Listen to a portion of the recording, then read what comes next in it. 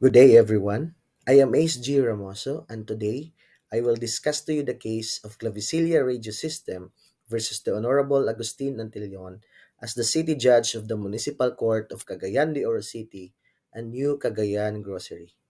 This case is GR number L22238 and was promulgated on February 18, 1967. The disputed facts of this case are as follows. New Cagayan Grocery was an addressee of a message that was filed through Clavecillia Radio System Bacolod Branch Office and for transmittal to its Cagayan de Oro City Branch Office.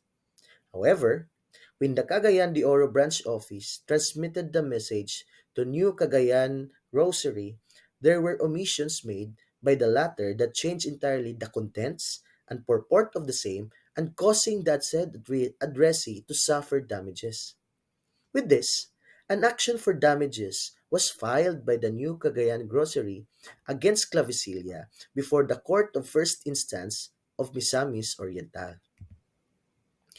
In response, Clavecillia filed a petition praying that the city judge Agustin Antillon be enjoined from further proceeding with the case on the ground of improper venue.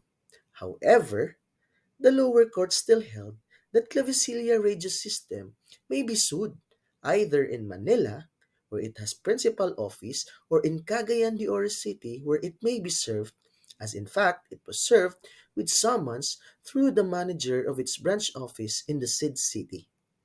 Clavecillia appealed and contended that the suit against it should be filed in Manila, where it holds its principal office. Now, the issue in this case is whether or not the venue where the action was filed is proper. The court's ruling is that no. It held that settled is the principle in corporation law that the residence of a corporation is the place where its principal office is established. Since it is not disputed that Clavecillia Radio System has its principal office in Manila, it follows that the suit against it may be properly filed in the city of Manila.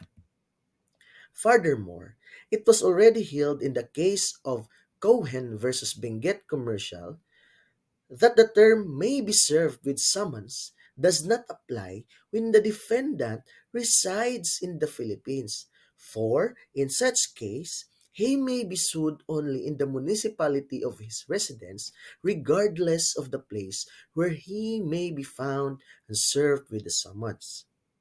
As any other corporation, Clavecillia Radio System maintains a residence, which is in Manila in this case, and a person can only have one residence at a time. The fact that it maintains branch offices in some parts of the country does not mean that it can be sued in any of these places. To allow an action to be instituted in any place where a corporate entity has its branch offices would create confusion and work untold inconvenience to the corporation. Thus, the court held that the contention of Clavecillia Regis system that the suit against it should be filed in Manila where it holds its principal office must be upheld.